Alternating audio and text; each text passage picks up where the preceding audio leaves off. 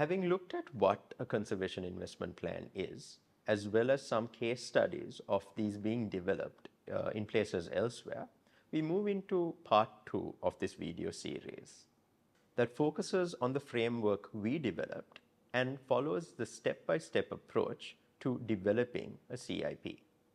The CIP framework that is shown here was developed largely following the Myanmar CIP, as well as following the Wildlife Conservation Society Quick Reference and Guidebook. This follows a step-by-step approach that goes from step 1, reviewing the financial status and context, all the way to step 3, setting targets and actions for delivery. Following that framework, we were able to develop 4 key steps that we were able to implement this year in order to building towards a CIP. We look at step 1 now, that has been contextualized in our work as looking at DWC's VNR budget and processes. This step looked at understanding the overall financial health of the site. Working closely with the DWC, we were able to understand their approach to developing the management plan as well as budgeting the activities that they wanted to do. This is important because these financial considerations ultimately influence the management plan as well as the site's conservation outcomes. Here, the budget considerations are very important. The diversity, flexibility, reliability, and overall implementation of the budget ultimately impacts the work that DWC wants to carry out, as well as the management and financial planning around it. Here, analyzing and understanding the financial trends, as well as the key risks and opportunities to the success of a budget, can ultimately ensure that the conservation goals are met. Step 1 requires the knowledge and perceptions of the staff. Key DWC staff were interviewed in this step, including rangers, Colombo officers, as well as other external parties that have conservation-related activities at VNR. This information was obtained by having short meetings and discussions with key personnel. What exactly does step 1 information look like? It looks at understanding how DWC activities and funding related to those activities have changed over time. Perhaps some DWC activities have remained unfunded. It also looks at changes over time to regulations and policies that enable the structuring of the management plan budget. Step 2 looks at identifying and grouping all costs associated, what we characterize in our work as understanding VNR's true budget and processes. What does this mean? This looks at a comprehensive understanding of all the costs and cost bearers that are experienced at a protected area site. So this looks beyond the budget. It looks at what exactly stakeholders as well as other parties that have activities in the VNR site experience. This step ultimately works closely with the DWC to help them understand what exactly a true budget looks like. Here, you're able to get closer to understanding the true financing need of a protected area site, which takes into consideration all costs, not just co-operational costs that the DWC would anyway expense and experience, but also goes beyond to look at opportunity costs that are experienced. In order to understand opportunity costs, which are essentially the values that are foregone after a conservation site has been declared and in its operation, you need to again bring everyone, all stakeholders to the table and understand what they lose out in terms of lost opportunities. This can be translated into costs and then used to assign values. The assignment of these values are essentially what needs to be done in this step.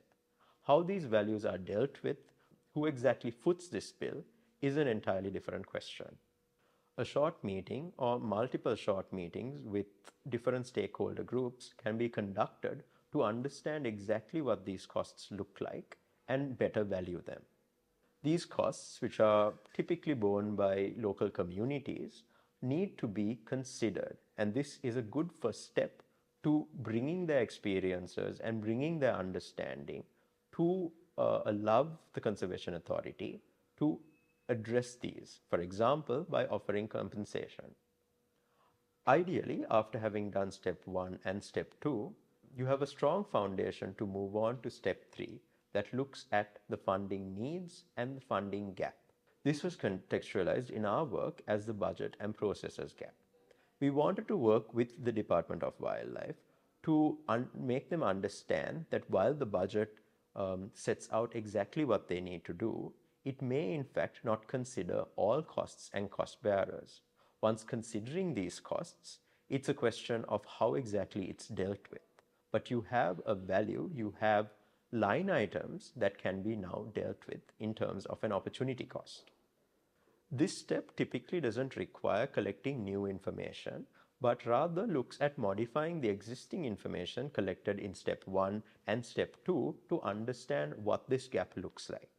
The focus here should be on identifying line items that contribute to what exactly these opportunity costs look like, not exactly an accurate numerical value.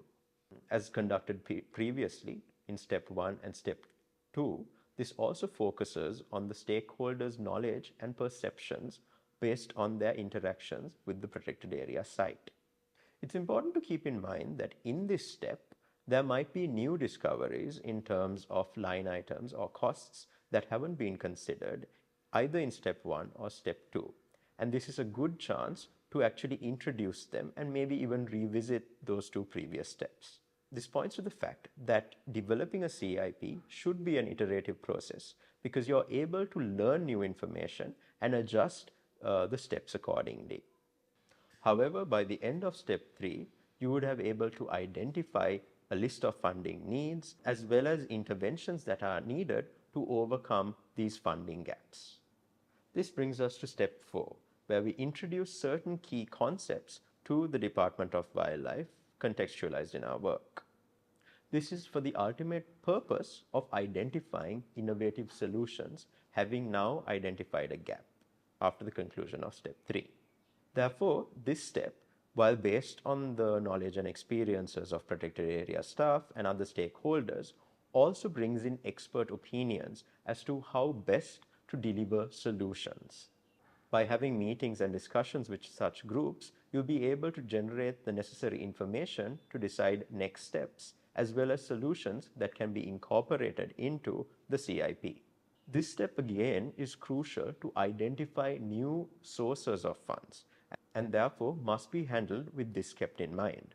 By looking at the information collected and appreciating the nuances in terms of the opportunities and risks identified in the existing sources of funds, you are better able to identify solutions as well as investment packages that comes later on in step 5 and step 6.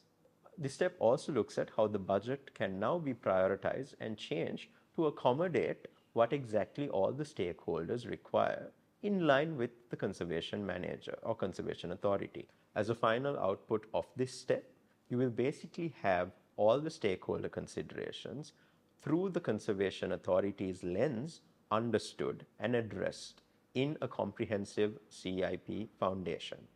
Steps 5 and step 6 now focus on execution and are along the lines of creating investment packages where you're better able to group different solutions and group different sources of funds. It also focuses on fundraising aspect, and this is why the CIP plays a crucial role as a document that not only has a plan but effectively communicates that plan to potential funders. Ultimately, having followed the CIP framework, you will now have a CIP that is developed and ready for execution. What does this fundamentally consider? And we'll look at this taking the example of the VNR. It looks at what financial opportunities, risks, and constraints a protected area such as the VNR faces. It also looks at all conservation-related costs and also addresses who these cost bearers are. Understanding all costs and understanding all cost bearers are crucial in developing solutions, but also in thinking differently about existing financial constraint problems. Is the funding that exists enough to cover all these costs? Where do these new sources of funding lie? And what other conditions need to be met for effective management at the VNR? Having looked at all of these, the VNR CIP would be operationalized to deliver on its financial outcomes. Therefore, all these considerations should be kept in mind, revisited, and understood when developing a conservation investment plan.